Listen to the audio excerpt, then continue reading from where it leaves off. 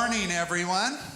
Good morning. And if you are with us online right now, I want to welcome you. My name's Mark Colavecchio. That was awesome. Tommy, is that yours? Did you? Yeah. Well done. I felt like Earth is God's and everything in it and all the creation. That was really sweet. Well, this is our first service, and this is also the service we call Be On Your Best Behavior, because it's recorded, it is online forever, so we try to be really careful, unless, of course, you're Ryan Graves, who is doing the announcements, and that guy knows nothing of being careful. Have you noticed that when Ryan is up, he just loves to come after me? For some reason, it's almost, John, have you noticed that? Like every week. And so I was thinking about it, and I've got the microphone, and I thought, yeah, payback, or I could try the high road, you know? And I've never tried it before. And I thought, you know what? I am gonna go. I heard a boom boom. Who did that? That was me laughing in the mic. Okay. I was gonna say, we don't have a drummer. It's like, so anyway, I'm gonna go the high road and not do that. I do wanna talk about a few things that are very important that are coming up. And the first one is tomorrow night, and it's Living Free. Now, if you have your program, please pull that out, because we just made it even easier for you to sign up. On the top of your program right here, you will notice that round circle. That is a QR code. So if you have a phone, and which, in case you may not know how to use it, but all of them almost have a QR reader on there. If you just put your phone on that little round dial, you are good to go. It will take you online right to our website where you can sign up. But if you're sitting here today going, well, wait, Mark, wait. What is Living Free? It's a hard class to really encapsulate in just a moment, but I remember the first time I took it some 20-some years ago. And what they said to me was, they talked, and what they said to the class was that inside of every person, there is another person that is there. It is a person that is everything you thought, and you had these little glimpses that you could be. Inside of us are people of courage, people that are not bound and back away when pain gets great. They're able to navigate with joy and with peace the really difficult things that the world throws at us. But because we live in this world of sin and brokenness and abandonment, all kinds of rejection all around us, and because of all of those things, that person inside of you often just gets put down. It gets broken. Even that image can become broken. And what this class is about is, first of all, to realize what we call your original design, how God created you uniquely and differently than anyone else on the face of the earth, and the kind of person He's always spoke for and meant for you to be. And then, in the next part of the class, we talk about those things that come against it and what tries to stop us from being that person. And then we pray into it, and that kind of encapsulates the class. Now, the class is 6 weeks. We'll do 4 weeks, and then Memorial Day will be a break, and then we'll finish up with 2 weeks after that. And I have the opportunity to actually teach this class with one of my best friends, John Graciano. And many of you know John from here. He preaches here often. And John was one of the few original authors of this class and of this material. He speaks all over the world. He's spoken in Korea. He's spoken in Hawaii quite a bit. As a matter of fact, he's going there in a week to do this class, and all over. I mean, I don't. The list is too long. And so we have this wonderful opportunity to do it together. It starts tomorrow.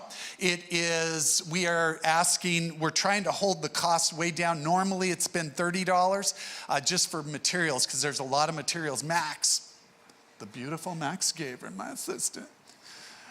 This is the book that we are doing. We are printing our own materials this time.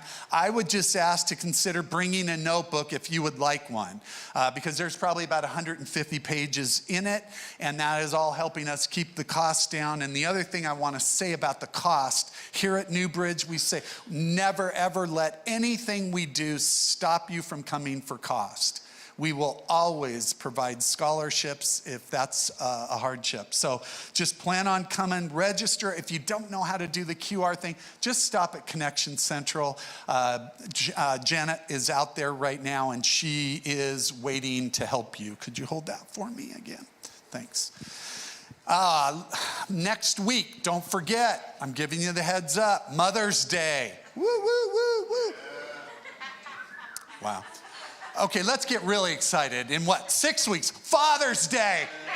There we go. That's the one. This is the warm-up for, okay, I do that and I get in trouble.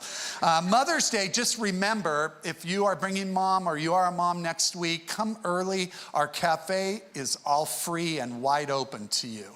So just show up perhaps just a little bit early. And on behalf of moms, I want to show you a couple of new ones. This on the screen is Jacob Collin. This is Jacob. Jacob was born on the 23rd. Right there are all the details. He was adopted on April 3rd by Brooke and Joshua Henninger. So way to go. That is so cute. And then one other, I want to show you Eloise. Right here, Ellie. This is little Ellie. And they are, when we talk, Andrea and Brian. By the way, there you are, right there. So if you want to go up in this day and age and kiss the baby, no. I wanted to see. First child, okay? Second child, third child, it's like, here, take them, It's awesome. But no, hey, you guys, congratulations to all of these parents. It's really just an exciting time. So let me pray. Would you stand with me as we enter in? Lord, there are so many things that not only keep us from that original design and the way you created us, but there's these little voices, Lord, that speak to us, and quite honestly, that we listen to way too much. And so now, I believe that John is going to come up and he is going to speak words. I pray that the message of his heart and from his mouth today would overwhelm every other voice that has spoken in this world to us this week. I pray that these would be the songs of deliverance that we sing, and that they would be songs that penetrate our hearts and fill us with belief and hope. We commit this to you, Lord. We love you, and it's with great joy, Lord, we pour out our worship to you.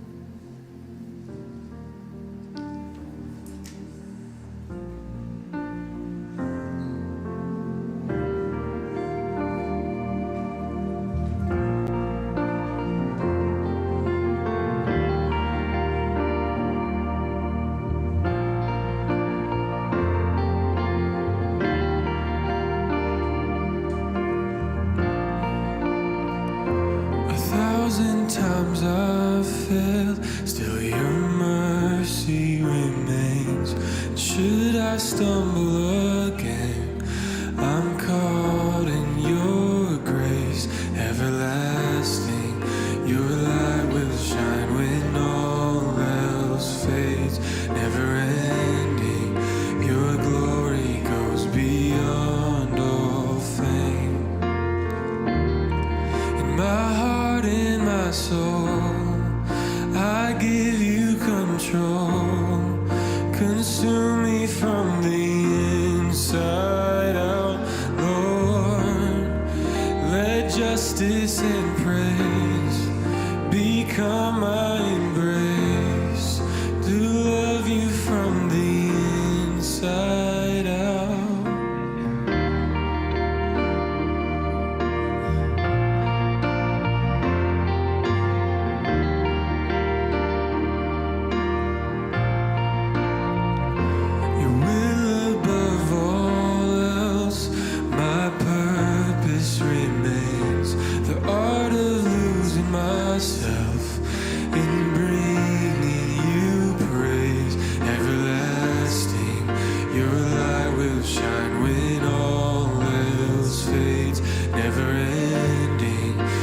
your glory goes beyond all fame. In my heart and my soul, I give you control. Consume me from the inside out, Lord. Let justice and praise become my embrace, to love you from the inside out. Everlasting, your light will shine when all else fades. Never ending, your glory goes beyond all fame.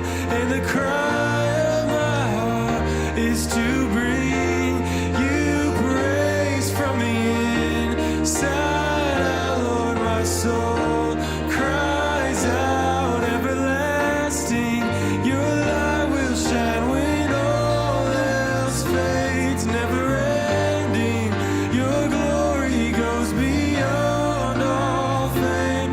And the cry of my heart is to bring you praise from the inside out, Lord. My soul cries out.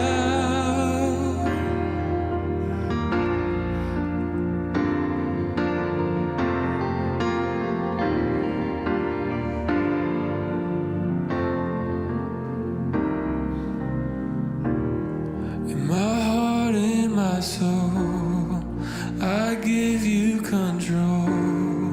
Consume me from the inside out, Lord.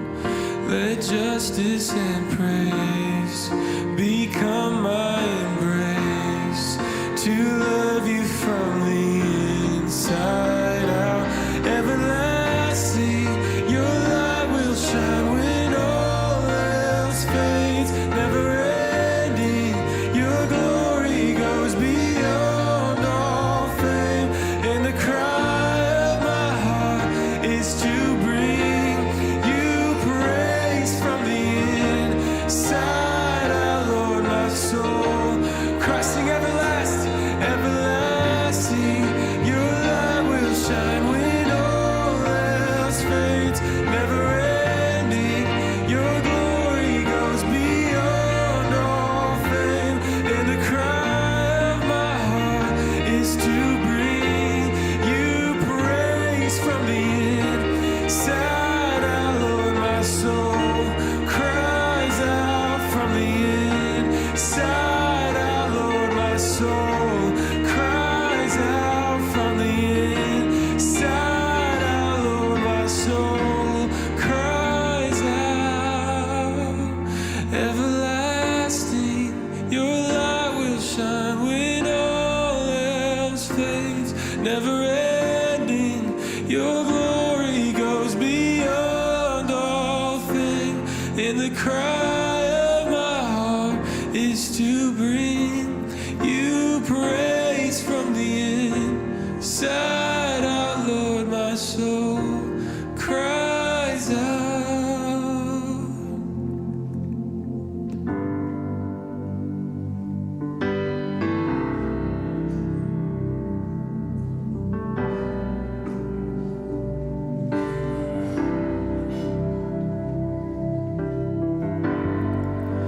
Worthy of every song we could ever sing,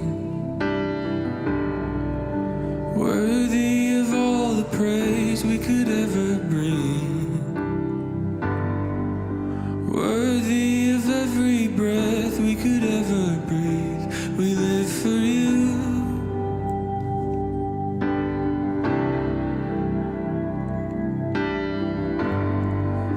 Jesus, the name above every other name.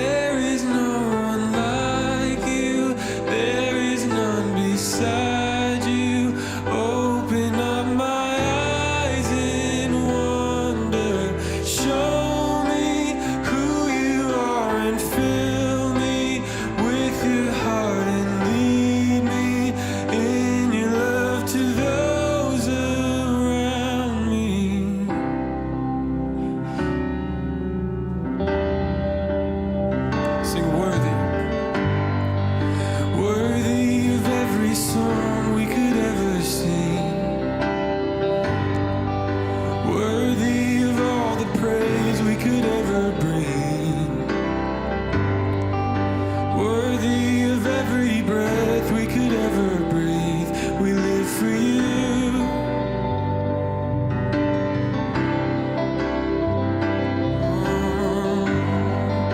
Jesus, the name above every other name.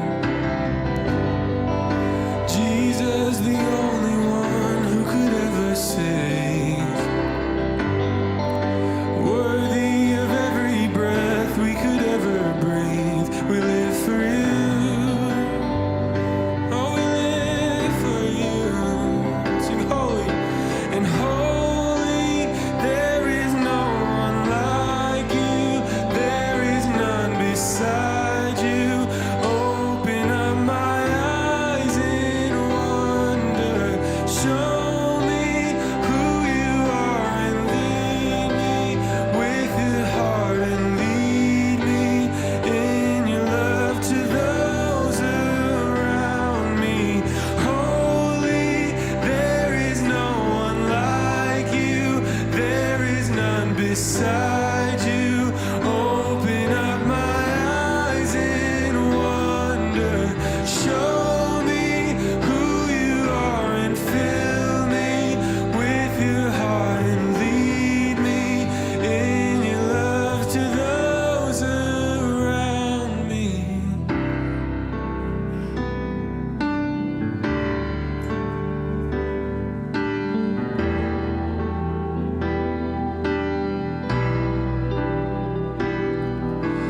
I will build my life upon your love. It is a firm foundation. I will build my trust in you alone, and I will not be shaken. I will build my life upon your love. It is a firm foundation. I will put my trust in you alone, and I will not be. Sing holy and holy. There is no one like you. There is none beside you. Open up my eyes in wonder. Show me who you are and fill me with your heart and lead me in your love to those around me. Holy, there is no one like you. There is none beside you. Open up my eyes in wonder. Show me who you are and fill me with your heart and lead me in your love to those around me.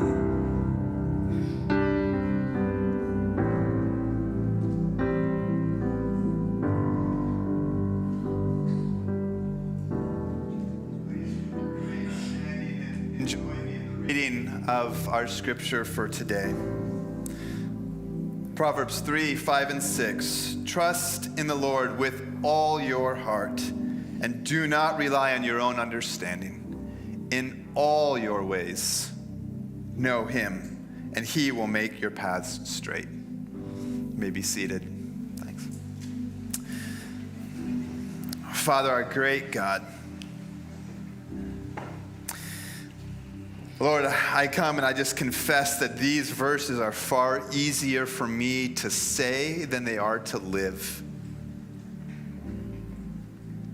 Lord, I pray that you would meet each of us, Lord, in our places where we resist trusting you, where we resist going all in with you, where we'll give you some of ourselves but not all. And Lord, I know there's all kinds of stuff within us that brings this kind of resistance. And I just pray, Lord, that today in this time, Lord, you'd meet us there. You'd speak to us where we're at. You would draw us closer to you. Lord, that you would lead our paths. And we desperately need you to, because Lord, on our own, we make a mess of our lives. And so we thank you for the invitation that we have. We thank you for the promises that we have in you. So open our eyes and our hearts to those today. In Jesus' name, amen. I saw a post from a friend recently, and this was the post. It said, if you met your 13-year-old self, but you could only tell them 3 words, what would you say and why? I thought that is a good question. And I don't know about you, but I know many people I talk to wish they could have an opportunity like that. Like if I could only go back and talk to myself based on what I know now, because I think I would approach some things differently. I would approach life differently. And you don't have to be older than 13. Even some of my kids who aren't yet are talking about like, boy, if I only knew, like here's how I might have approached different aspects of life differently. And this is what Proverbs 3 is helping us navigate through. Proverbs 3 is a father speaking to his son, saying, son, hold on to these teachings. Keep them close to your heart. Don't waver from them. And in fact, here's how you need to approach life. And we know that this applies far outside of like a father-son relationship. This is for all of us who are trying to figure out, how is it that we navigate life? How do we approach life? If you notice that verses 5 and 6 start off with these 3 like statements. You could call them commands, instructions. I think they're even invitations here. Trust in the Lord. Do not rely on your own understanding. In all your ways, know him. But then do you notice that what flows from that is this promise, this result? And he will make your paths straight. And I think straight paths is something that we all desire. Some of the more frustrating times in life is when we're dealing with conflict, when we're confused, when we're weary, we're broken down, we're lost. We don't know which way is up and which way is down. And we just go, I just want to know how I should move forward. I want these straight paths. And that's what these verses are talking about. But they're not just talking about like, hey, here's 3 ways that you can have a better life. They're not like, here's 3 ways to be happier and fulfilled. To use Jesus' words, Proverbs 3, 5, and 6 are talking about how we can find life and life to the fullest. How we can live as followers of Jesus according to how we were originally designed to live. Solomon here is saying, this is how life in the kingdom of God works, and this is how you and I should approach life if we want to experience the life that we were created for. Last week, we looked at verse 5 that said, trust in the Lord with all of your heart. And we looked at how God is the only one who can carry the weight of our trust needs and how we can latch fully into him as somebody skydiving out of a plane would their instructor. And we looked at the warning against self-reliance. And this week, we're going to continue on in verse 6, which opens up like this. In all your ways, know him.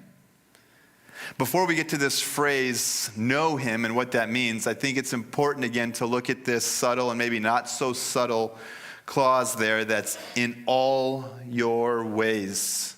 And when we couple that with verse 5, trust in the Lord with all your heart, and then this one, in all your ways, we see very clearly that what God is calling us to is this all-encompassing, all-in trust in him.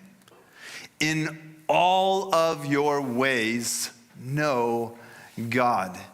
It can be so easy to approach life with these different compartments where we say, okay, here's my personal life. And here's kind of who I am maybe when nobody's around and when nobody's looking. Here's the things that are going on inside of my head and inside of my heart.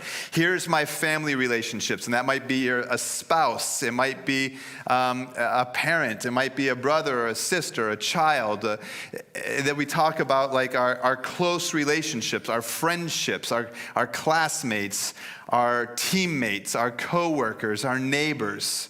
Friendships. We talk about work and all that goes on at work. We talk about our hobbies and things that we like to do, our finances, and all these different aspects of our lives. And it can be very easy to compartmentalize and say, like, God, you can have this part of my life, you can have this part of my life, but this is off limits to you. And what Solomon is saying twice here in these short verses is, in all of your ways, give all of who you are to God.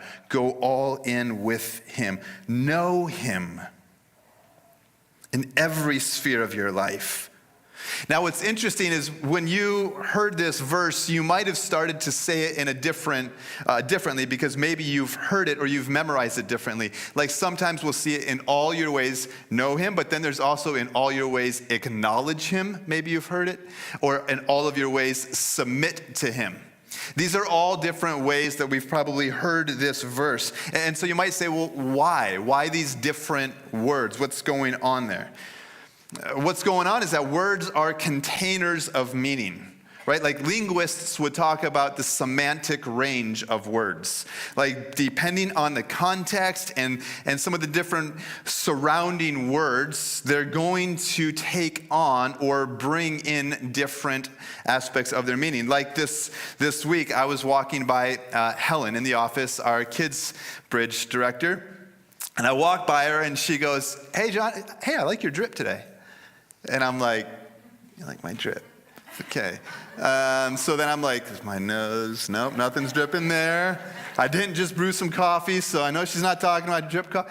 So then I'm like, but she's saying it like it sounds positive, so I'm gonna smile. And then she kind of laughed and she explained. She's like, "Oh, no, this is just some phrase my kids use, and I'm trying to be hip and cool." And so we made a joke about it. But I guess it means like I like your outfit. You know, so here drip kind of has this new semantic range. So if you want to impress or maybe have your kids roll their eyes at you, you can say, "Hey, I like your drip today." And I think that's the right way to use it. I'm not really even sure. But that kind of thing happens. And so translators, they'll come to these words and they're taking this word that's like in the original Hebrew and then they're bringing it over into English. And the challenge is, okay, what's the English word that will capture the meaning of this Hebrew word? And sometimes it's really hard to find one word that captures the full meaning. And so what you'll do is they'll kind of say, I think this captures the sense of it. But then in different translations, trying to get at the meaning of it, we'll use these different words. And so you end up kind of going, yeah, this one almost gets at it, but it's kind of missing this part. And so different translators take and use different words. So what I'd like to do today is just look at what does it mean, like to, in all your ways, know God. And then what aspect of this word, yada, in Hebrew, is captured in all your ways, acknowledge God, and in all your ways, submit to God. How can we get a better, fuller sense of, in all your ways, yada, God? What does it mean? To know God, Solomon is talking about not factual knowledge. He's not saying in all your ways, study up, cram your head with all kinds of information about God so that you can sound really smart about God. Rather than factual knowledge, what Solomon is talking about, he's using this word that speaks about intimate, relational knowledge that you gain from somebody after spending time with them and learning their heart. This is relational, experiential. It comes by being with them and you begin to know them. Yes, you know things, facts about them, but different than that, like you just know them. Like, have you ever had this experience where maybe you're not around somebody, maybe you haven't even had a conversation about a certain topic with them, but you're in this other realm, you're having this other conversation and you go, I can totally hear so-and-so saying this right now about this. You've never talked with them. You've never had a conversation with them about this, but here you are in this conversation and you're like, I can totally hear them saying this. And what that's coming from is you know them. You know their values, their priorities, how they think about things, how they approach situations. And so even without having a prior conversation or experience with them, you're just like, I know them in a way that I know exactly what they would say or do here. Or I was thinking about like gift giving and how sometimes there's those gifts that are just extra special because you didn't tell the person what to give you. It wasn't like, hey, honey, I put it in the Amazon cart. All you need to do is go in and click, and purchase and it comes. Like, it's a gift that somebody gives to you that indicates like they know you. You get it without asking or without describing, and it's your favorite flavor. It's your favorite scent. It's to your favorite place or to some experience. And you realize like, wow, they've been listening to me. They've been paying attention to me. Like they know me. We've been doing life together, and this gift is meaningful because it demonstrates that they know me. And I think that's some of what is behind this word, in all your ways to know God. It makes me think of this story in Luke chapter 7, where we're introduced to this woman who is described as a woman of the city, and then described as a sinner. Like everybody in the city knows this woman. Yeah, she's that woman. She's the sinner. She's the one that you kind of keep away from. Jesus gets invited to this dinner at these religious leaders' house. And the room kind of gets filled up with these different religious leaders. And they know about him. And some like what they know about Jesus, and some don't really like what they know about Jesus because of the way he continues to push their bounds on what it means to follow God in this world and who God is. But they're all there together. They're reclining at the table, eating their meal, and this woman of the city enters into the house. And I can just imagine the people whispering and pointing, going, what's she doing here? Can you believe she would come? I can't believe she would show up here. Who is she? Who is she to think that she can come here? And she walks in. And then when she's around Jesus, she begins weeping. And she just starts weeping so much that her tears begin to wash Jesus' feet. And then she unashamedly lets down her hair, knowing that people will judge her for doing it, but not caring, and begins to kiss Jesus' feet and use her hair to kind of wash and to dry his feet. And then she pulls out this bottle of perfume, but not just any perfume, it's expensive perfume. Like it would take working about a year to purchase this perfume. And she gets it out and she begins to pour it over Jesus' feet and anoint his feet. And the room begins to take on the scent of this perfume. It's beautiful. But instead of enjoying the scent of the room and the scene that's happening, these religious leaders who know about Jesus are angry. They begin to talk amongst themselves, judging her, being critical not only of her, but then of Jesus, because they say, this man, if he were a prophet, he would know who and what kind of woman this is who's touching him. She's a sinner. And Jesus would go on to confront their judgmental and ignorant attitude. And he would go on to explain that her actions flowed from what she knew of herself and what she knew of Jesus. See, she knew of her brokenness. She knew of her need for forgiveness and restoration. She wasn't trying to cover it up. She wasn't trying to pretend like she had it all together. She wasn't concerned about what everybody else thought. And she wasn't trying to impress Jesus by pretending to be this religious person that she wasn't. She was broken, and she knew that of herself. But she didn't only know herself, she knew Jesus, maybe in this yada kind of way. She might not have had all of the facts that these religious leaders could spout out about the Hebrew Bible and all of these things, but she knew Jesus was compassionate. She knew that he was the one to go to for forgiveness of sins, to be restored to her humanity and her dignity. And she knew that Jesus was the one to seek out for that. And so Jesus would go on to explain That the person who knows their brokenness and who has experienced God's grace and God's forgiveness and God's restoration is the kind of person who loves in extravagant, all in, with all your heart, in all your ways kinds of expressions. Well, let's go back to that statement that the Pharisees made. They said, if Jesus were a prophet, he would know who and what kind of woman this is. Here's the thing, not only did the woman know who Jesus is, but even more importantly, Jesus did know who she is. He knew of her brokenness. He knew of her reputation, and he was moved by her. Because Jesus' heart is moved by people who know this about themselves and then will reach out and call out to him for forgiveness, for restoration, to be made whole. See, being in a relationship with Jesus isn't just about what we know of him, but it's about realizing that he knows you inside and out and loves you perfectly.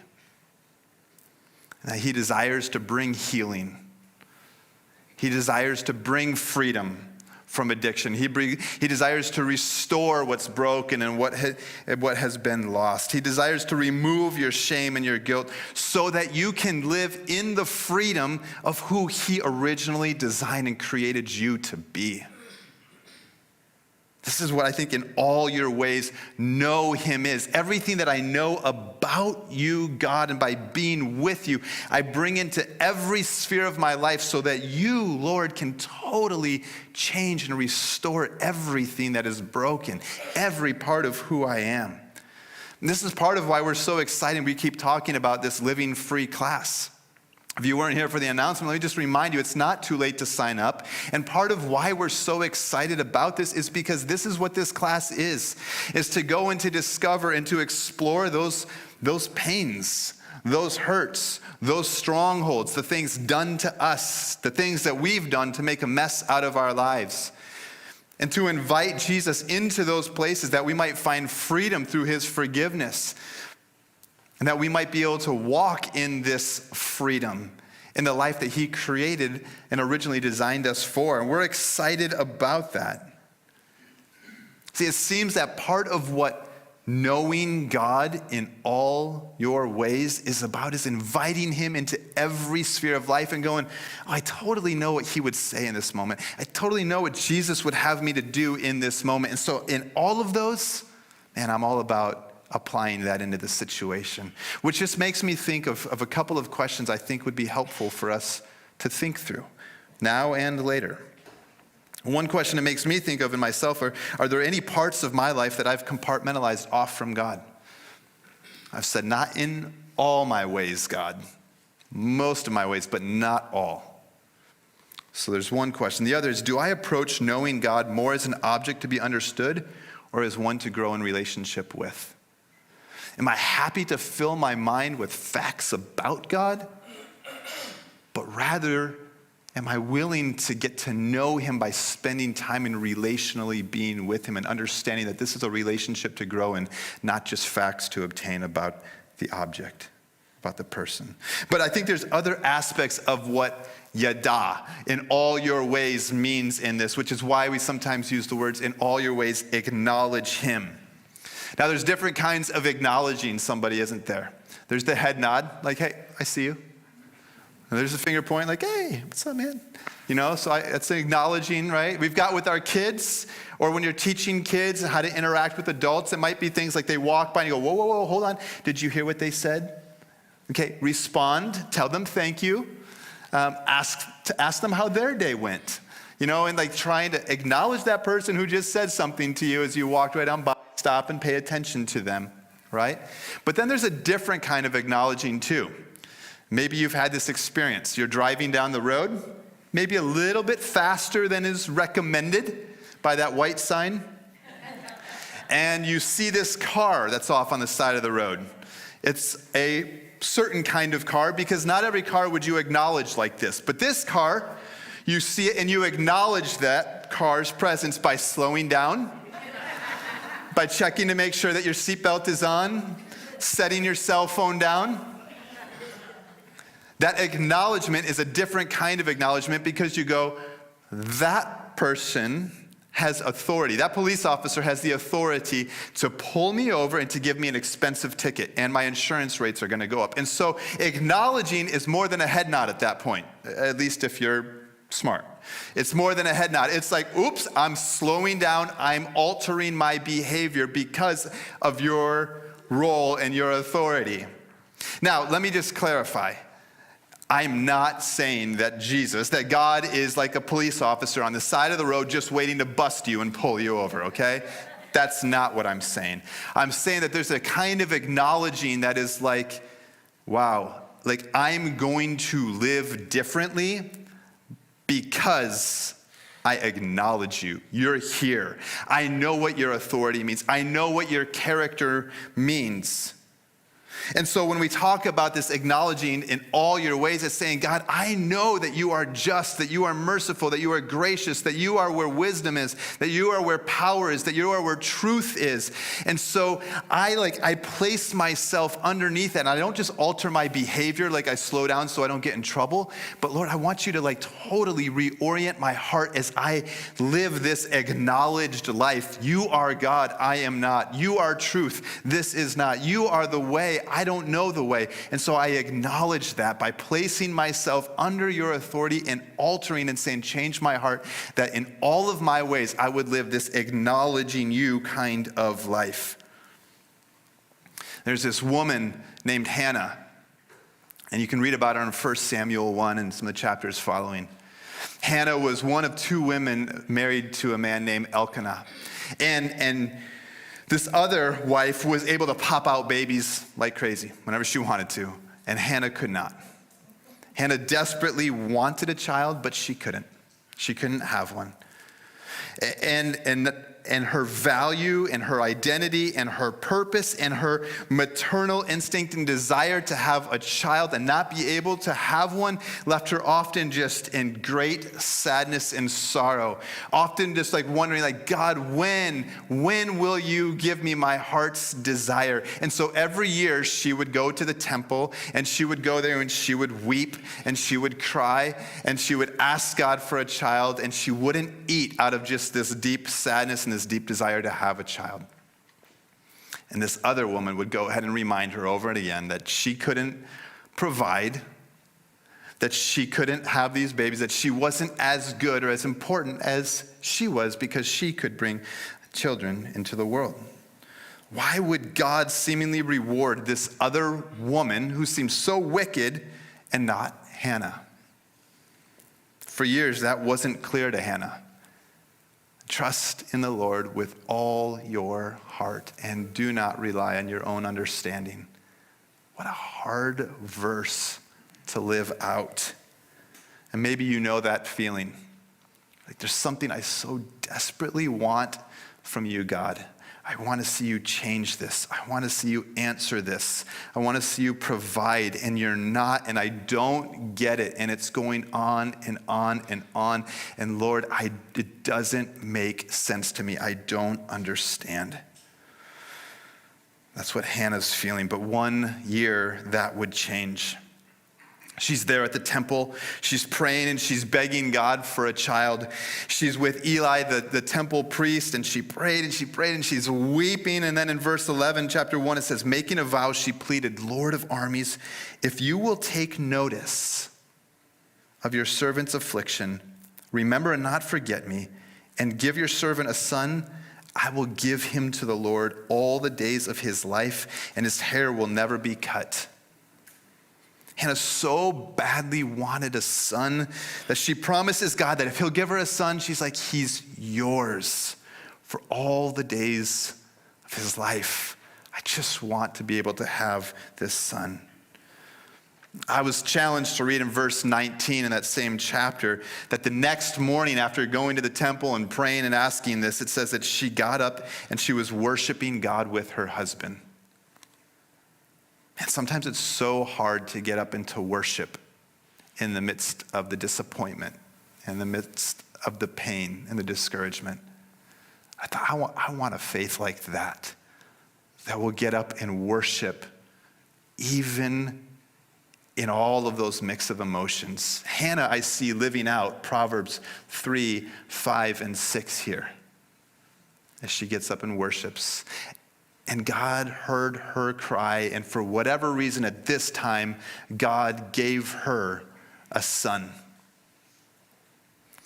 And Hannah, remembering what she said and acknowledging, I think in this sense of acknowledging God, that this child was a gift from God, acknowledged that this child came from God, that this was a gift from God, that she wouldn't have this child if it weren't for God. Acknowledging that ultimately this child belonged to God, Hannah took the child when he was of age back to the temple, talked to the priest. This is what God told me. This is what I told God. Here is this child. Hannah was acknowledging God in all of her ways, in ways that were costly to her, that she was giving that which was of most precious value to her, because she's saying, God, in all of my ways, I never want to forget that what I have comes from you. It's yours, God. I think, man, would I do that? Do I do that? It's hard. I was talking to one of you earlier this week over some chips and salsa, which is always a good way to have a conversation. And this person didn't want to be mentioned because they're going, listen, this whole thing, I don't want it to be about me. I want us to acknowledge God and give him glory and praise. So just don't mention my name. But he was telling me about how this business he started. And when he first started into the business, just wasn't successful, and it was fallen, and concerned and afraid. And there was a point when he said, I heard from God as clearly as I ever have, God saying, listen, I am preparing you now for when I bless you in the future. And so I don't ever want you to forget where you're at now when things change. And he's talking about how his business has grown, and it's the kind of business where you get accolades and you get awards and you get attaboys and high fives and all of this, look how good you did kinds of things. He's like, and the business has grown and it's gotten to the point where I've got some employees and I'm making some plans. And he said, and I realized recently that I wasn't even stopping to really ask God how he wanted me to lead certain aspects of my business, decisions that I was making. And he's like, I want to acknowledge God in all my ways. I want to remember that everything I have comes from him. And I want to make decisions. I want to lead. I want to, all of that out of acknowledging in all my ways God and who he is. So he's like, so I went back and I prayed and I said, God, how do you want me to do this? How do you want me to incentivize people? How do you want me to pay them? How do you want me to structure things? And he's like, and God told me. And so I went back and I told my employees and they said, okay, how did you get this stuff? And he said, I prayed. He's like, I want to acknowledge God in all of my ways. I don't ever want to forget what God has done. I think that this idea of acknowledging God that has this component of remembering him, who he is, what he's done, and then living life, all spheres of life in light of that, is part of what God had in mind as he was leading the people of Israel out of their slavery. And as he took them through years of wandering in the desert, as he's testing their hearts, and as he's preparing them for what life would look like once they're in the promised land, and not wanting them to ever forget all of who he had demonstrated that he is and what he had done for them. And I think it's maybe what's behind what he writes to them and to us in Deuteronomy 8 when God says this, carefully follow every command I'm giving you today, so that you may live and increase and may enter and take possession of the land the Lord swore to your ancestors. Remember that the Lord your God led you on the entire journey these 40 years in the wilderness, so that he might humble you and test you to know what was in your heart, whether or not you would keep his commands. He humbled you by letting you go hungry. Then he gave you manna to eat, which you and your ancestors had not known, so that you might learn that man does not live on bread alone, but on every word that comes from the mouth of the Lord. Your clothing did not wear out, and your feet did not swell these 40 years. Keep in mind that the Lord your God has been disciplining you just as a man disciplines his son. So keep the commands of the Lord your God by walking in his ways and fearing him, something we're going to hear about in the verses next week. For the Lord your God is bringing you into a good land, a land with streams, springs, and deep water sources, flowing in both valleys and hills, a land of wheat and barley, vines, figs, and pomegranates, a land of olive oil and honey, a land where you will eat food without shortage, where you will lack nothing, a land whose rocks are iron and from whose hills you will mine copper. When you eat and you are full, you'll bless the Lord your God for the good land that he has given you. And listen to this, but be careful that you don't forget the Lord your God by failing to keep his commands, ordinances, and statutes that I'm giving you today. When you eat and you're full and you build beautiful houses to live in, and your herds and your flocks grow large, and your silver and your gold multiply, and everything you have increases, be careful that your heart doesn't become proud and you forget the Lord your God who brought you out of the land of Egypt, out of the place of slavery. He led you through the great and terrible wilderness with its poisonous snakes and scorpions, a thirsty land where there was no water. He brought water out of the flint rock for you. He fed you in the wilderness with manna, which your ancestors had not known, in order to humble and test you, so that in the end he might cause you to prosper. You may say to yourself, my power and my own ability have gained this wealth for me. But remember that the Lord your God gives you the power to gain wealth in order to confirm his covenant he swore to your ancestors as it is today. There's so much goodness in those verses, but what I see that's relevant for us today and connects to Proverbs 3:6 is that God is warning us against being people who forget who he is and what he's done in our lives, that give head nod kind of acknowledgement rather than like a, whoa, God, I will approach all of life totally differently now that I have encountered you in your grace. I could never live life the same again. Don't forget. Live differently. Obey my commands, not because you think you're earning my love, but because you're acknowledging that I know what's best and I am directing your paths. So trust me, follow me. I think this is part of why God gives why God gave the people of Israel so many tactile and experiential ways to remember his involvement in their lives.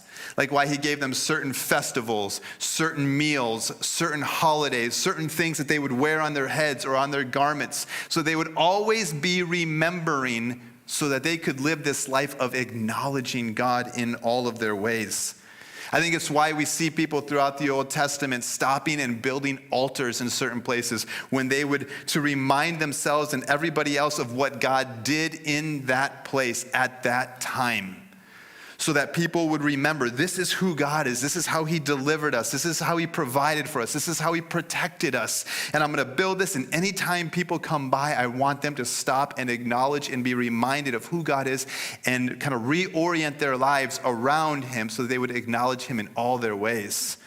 Just in my Bible reading this week, I came across one example of that in Joshua chapter 4. It says, the people came up from the Jordan on the 10th day of the first month and camped at Gilgal on the eastern limits of Jericho.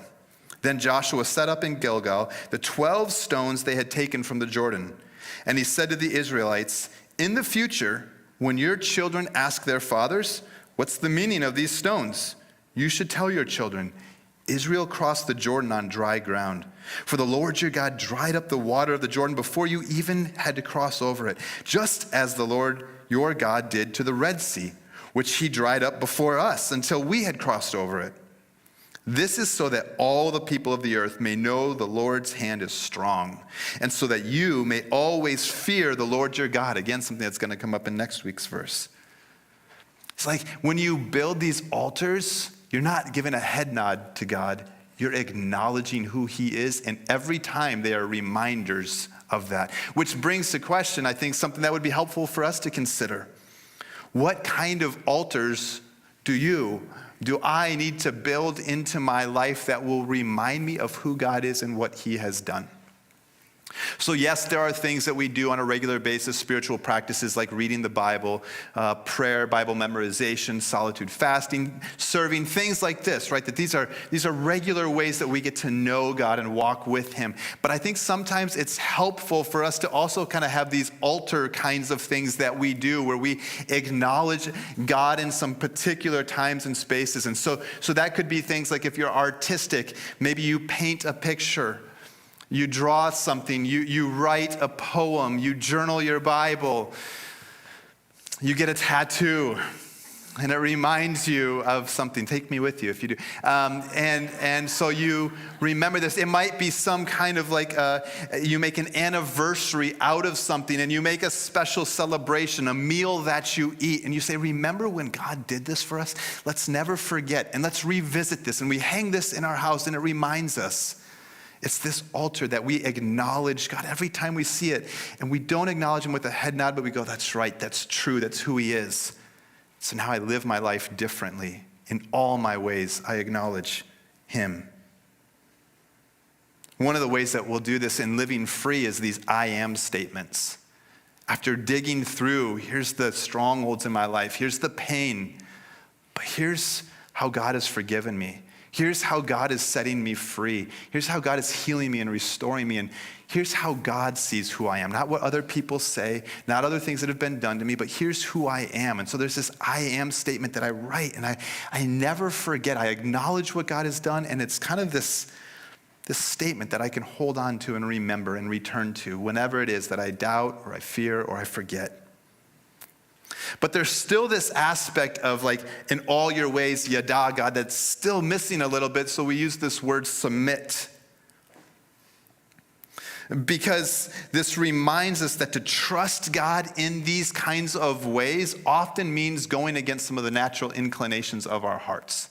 It often means going against like what we would naturally do because we're people who want to cling to control and we want to cling to at least some part of that control. And as I was studying about this and preparing along with the next part of the verse, God brought Joseph to mind. If you know the story of Joseph, you may remember that he had two dreams where he dreamed that he would have leadership over his brothers. But I doubt that Joseph's plan or that his life coach told him the way that you're going to get there to that is through slavery and through imprisonment and through false accusations, and you're going to one day end up being like the right hand of the Pharaoh. I doubt that was what he imagined life was going to look like. And then God brought to mind Daniel and Shadrach, Meshach, and Abednego. If you remember the story of these three young men, you'll remember that they were identified because they were good looking, because they were smart, because they had wisdom and knowledge and they had capability and they could learn new things. And so they were selected kind of for this special leadership track. These are the kind of straight paths that we want, right? Nobody's ever picked me and said, John, you are good looking, I need you for this. So, but these are the kind of straight paths that we want. And yet I bet they didn't know that would maybe one day change when the king would say, now I need you to bow down to my gods and to my idols. I need you to eat food that's going to compromise their faith. And so they had to make this decision. Will we submit to this king and what he's saying, or will we continue to submit to our God? Little did they know that acknowledging God in all their ways would land them in a furnace heated to 7 times the usual temperature, so hot that the king's servants who he had taking them to the furnace would burn up and die just by being close to it. If they had only submitted to the king, they would live. Not only would they live, they would continue on this upward trajectory towards this kind of cush life and leadership in the king's kingdom. But they refused again and again. And trusting in God with all our hearts and not being self-reliant is no doubt going to mean that life is going to look different for us than we might have mapped out otherwise. But this means that we will need to reorient time and again around the plans and priorities of God. But here's what's so reassuring about these verses. Do you remember in the beginning when I said the first 3 statements are kind of these instructions or commands? I think we should see them as invitations also. Trust in the Lord. Do not rely on your own understanding. Acknowledge him in all your ways. But then there's this promise, and he will make your paths straight. But what does straight paths mean? Does that mean, and he will make life easy and clear and smooth? As I was studying this text and working on the sermon in my office, I looked over at my desk and I saw these magazines that I subscribe to. And then I saw this book on my bookshelf. And I realized that the articles in these magazines and the stories, the true stories in this book, are some of the more inspiring stories of faith, of people living out Proverbs 3, 5, and 6 in ways and in places that straight paths mean anything but easy or comfortable or smooth or clear, but rather often mean things like imprisonment, isolation from family, loss of job, and even death. And then again, I thought about the life of Joseph and Shadrach, Meshach, and Abednego, and I saw their wholehearted trust and reliance on God didn't mean an easy path. But it did mean that they could trust in God, that he was the one leading their path. That God knew, even if it seemed windy, even if it seemed up and down, even if it seemed confusing to them, they could trust that he was the one leading their path. And so they could say, it might not seem straight to me, but I know it's straight to God, which would allow Joseph to say things like, to his brothers who sold him off in slavery, things like, now don't be grieved or angry with yourselves for selling me here, because God sent me ahead of you to preserve life. And he could say, don't be afraid. Am I in the place of God? You planned evil against me.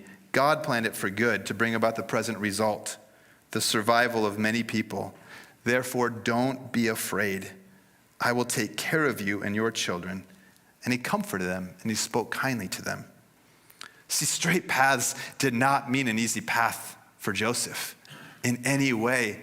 But his trust in God allowed him to say, God's directing my path. And so I can trust that even if it doesn't seem straight to me, he sees, he knows, he sees past all the valleys and the hills and the twists and the turns, and he knows not only the straight path, but the right path for me. The trust of these 3 young men, Shadrach, Meshach, and Abednego, in God, even though he would redirect their route or reroute their path, even though it would not mean an easy path, even though it would land them in the furnace, trusting in God allowed them to say, if the God we serve exists, then he can rescue us from the furnace of blazing fire, and he can rescue us from the power of you, the king. But even if he does not rescue us, we want you to know, King, that we will not serve your gods or worship the golden statue that you set up. And though God redirected their paths, did not mean keeping them from the furnace. It did mean that God would be with them in the furnace. Do you remember the story? The king sends 3 of them in. They're all tied up. And then he's watching, he's looking in, and he goes, there's not just 3 in there, there's a 4th. They're untied, they're walking around. And the king says, look, I see 4 men not tied up, walking around in the fire unharmed. The 4th looks like the son of the gods. So the king called them out of the fire, and after seeing that they were totally unharmed and unaffected by the fire, he exclaimed, praise to the God of Shadrach, Meshach, and Abednego. He sent his angel and he rescued his servants who trusted in him. They violated the king's command and risked their lives rather than serve or worship any god except their own God. So straight paths doesn't always mean easy paths. It doesn't always mean clear to us, but it does mean that God is the one who is directing the path, and that God sees exactly where it's going. And not only is it straight path, it's the right path. He's making right our paths. I think of many of you whose path is getting rerouted right now. Many of you who are grieving the loss of a loved one, and you're just not sure how to figure out life without them. Many of you who are enduring a long battle with some kind of medical condition. Some of you who have lost a job. Some of you who inflation is putting you in a very tight spot and you're not sure and it's freaking you out and you weren't planning for that. The drop in the stock market doesn't align with your plans for retirement, and so you're not sure what to do. You didn't make the team that you wanted to make. You didn't get the job. You didn't get the promotion. The relationship is staying strained longer than you thought. Whatever it is, and it seems like your paths are getting rerouted. Proverbs 3, 5, and 6 reminds us our trust is not in ourselves. Our trust is not in anyone of this world or in the ways of this world. Rather, our trust is in Jesus, who left heaven to come down to this earth as a servant, to not only direct our paths, to walk the paths with us, to enter into the furnace, but he wasn't unharmed.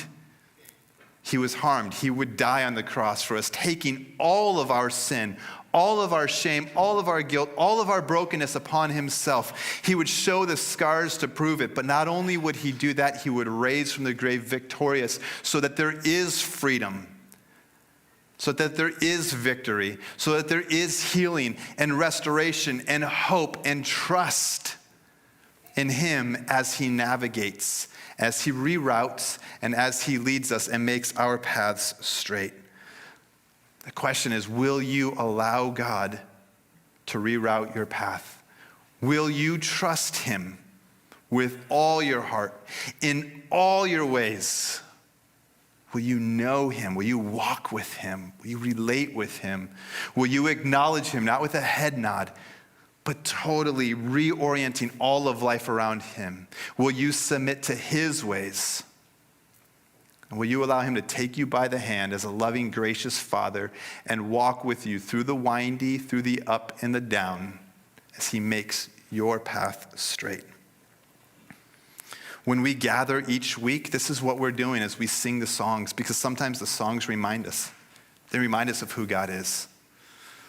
They're declaring the truth of who he is. When we give of our tithes and our offerings, we are doing that. We're saying, I gotta acknowledge that everything comes from you, and so I'm giving back. And not only that, but I'm trusting you. I'm acknowledging that I can trust you to provide for me. When we gather in community each week, we are acknowledging, we are saying, God, I can't live this life alone. I need to learn from others. I need to be able to share with others. I need to walk this journey with others.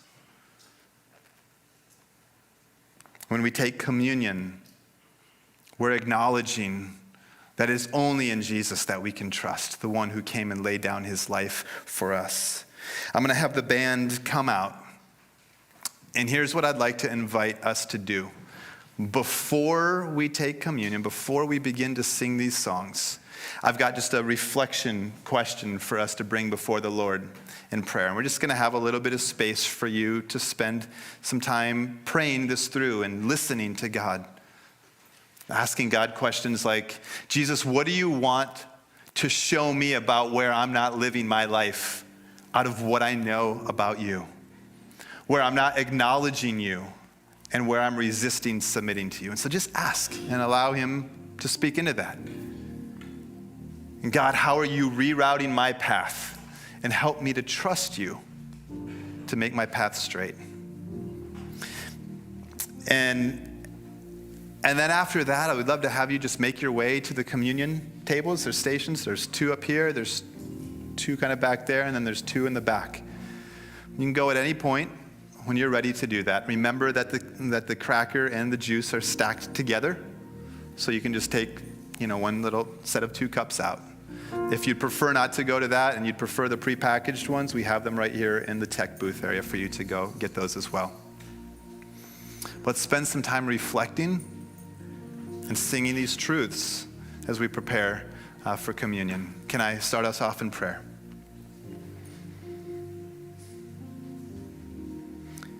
God, when I think about it, how foolish it is that we would hold any part of our lives back from you. In all our ways, with all our heart. Why would I think that I could do a better job or I know better? I don't. I just confess foolishness. I confess pride, confess self-reliance.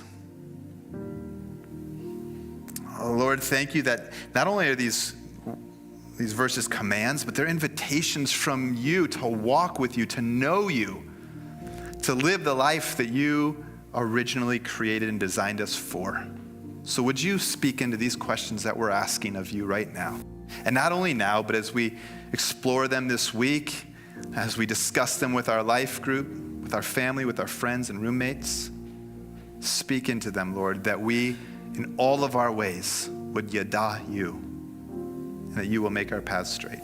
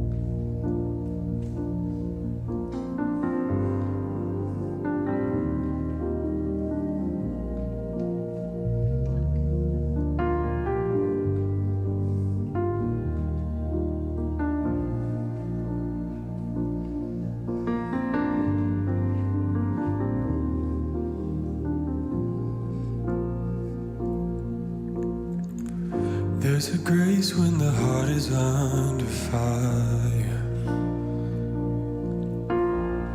Another way when the walls are closing in. And when I look at the space between where I used to be in this reckoning, I know I will never be alone. There is another in the fire. Standing next to me, there was another in the waters, holding back the seas. And should I ever need reminding of how I've been set free, there is a cross that bears the burden, where another died for me. There is another in the fire.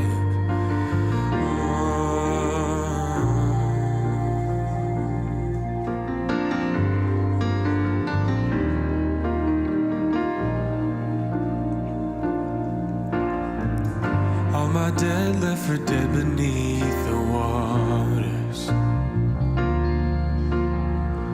I'm no longer a slave to my sin anymore. And should I fall in the space between what remains of me in this reckoning? Either way, I won't bow to the things of this world. Oh, and I know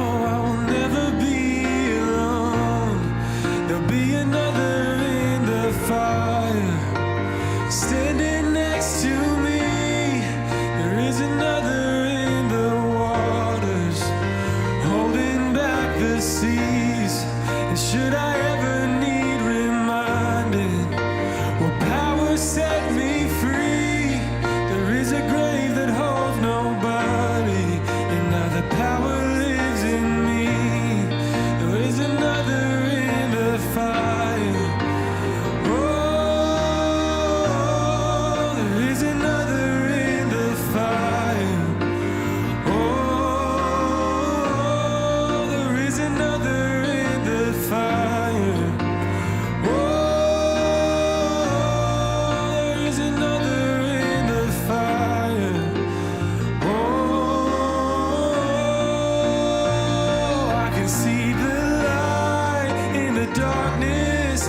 Darkness bows to it.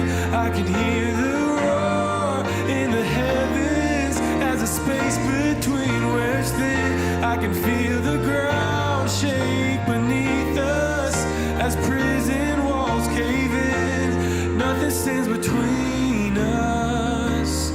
nothing stands between us.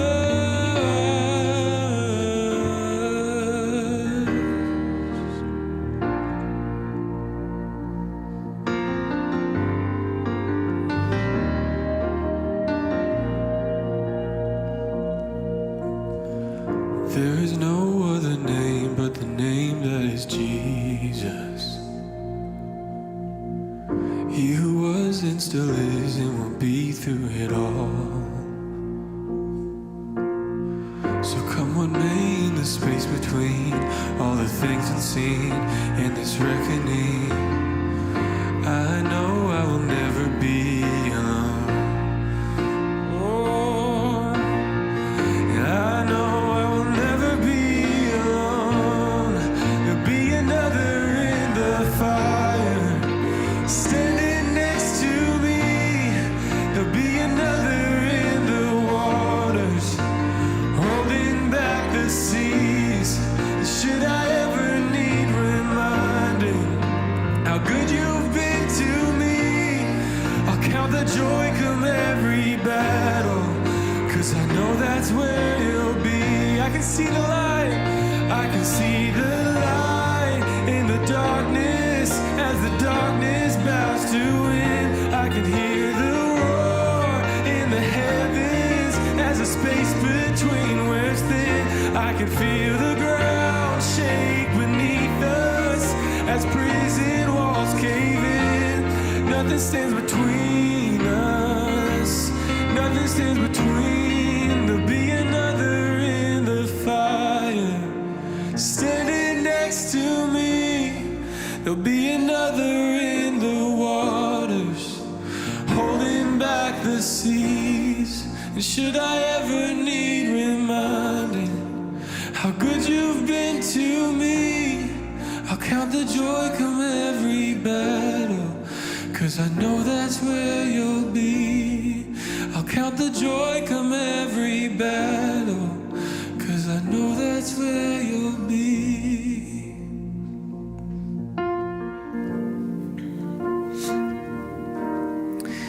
Each week we come to communion because there's a few things that we're acknowledging in this. We're acknowledging that we are broken people deeply in need of a Savior, deeply in need of one who we can trust with all of our hearts, in all of our ways, who's good, who has the power to break all of the chains of the sin in our lives, all of the brokenness that we bear. We're acknowledging that about ourselves, but we're also acknowledging that He is that God who did that Jesus came, and that Jesus would give His life, and He would pour out His blood to set us free, to forgive us, to remove the shame and the guilt, that we could, without abandonment, come before His feet in our brokenness and know that He will receive us and restore us, as He says, look at what I did for you. Let me remind you. This is kind of one of those altar moments that we return to every week. And so let's remind ourselves as we take this, what Jesus said when He gathered His disciples. Before He would go to the cross to set us free, He would say, every time you take this bread, I want you to remember, this is my body broken for you. I went in the fire, but I was wounded. I bore the weight of your sins. So let's do this in remembrance of Jesus' body broken for us.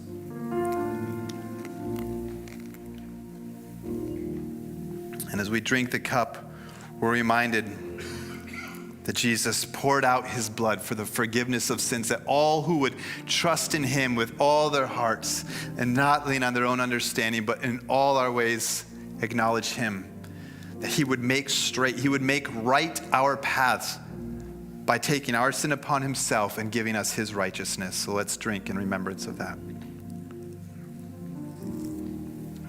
If you're not standing, would you stand and continue as we worship together?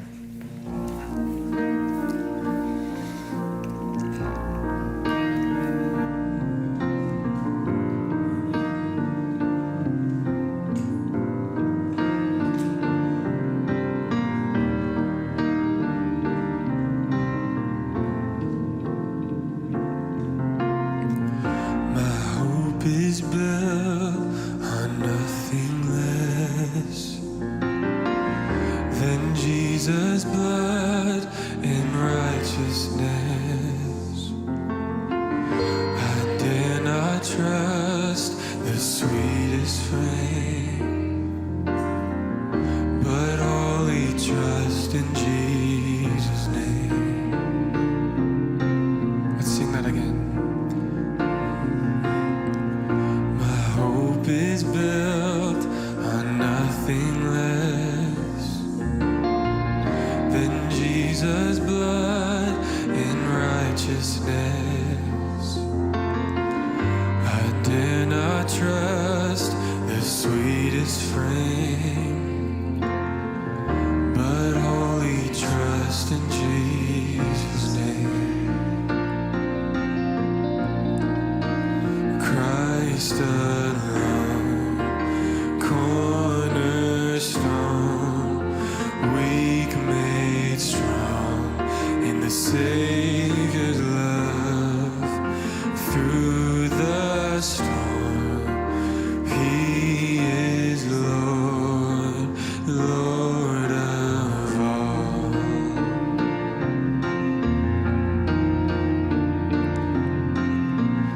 When darkness seems to hide His face, I rest on His unchanging grace. In every high and stormy gale, my anchor holds within the veil. Oh, my anchor holds within the veil. Christ alone, cornerstone, weak made strong in the Savior's love. Through the storm, He is Lord, Lord of all. So Christ alone, Christ alone, cornerstone, weak made strong in the Savior's love. Through the storm, He is Lord, Lord of all.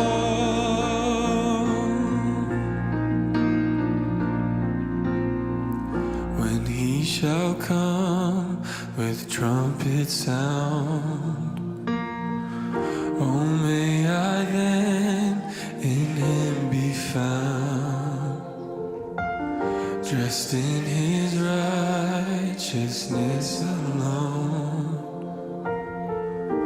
faultless stand before the throne. Christ alone, cornerstone, weak made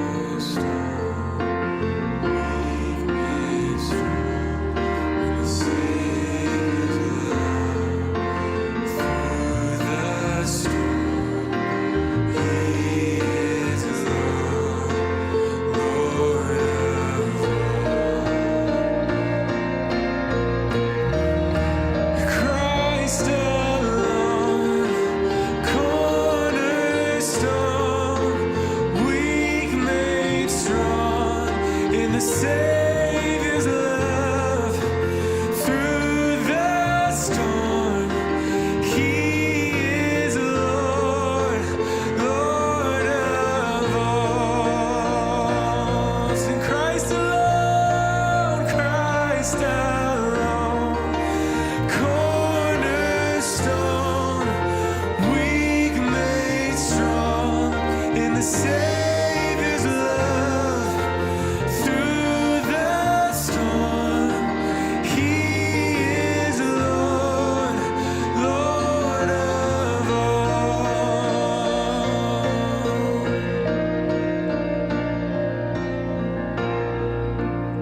Let's sing that one more time. Christ alone, cornerstone, weak made strong in the Savior's love. Through the storm, He is Lord,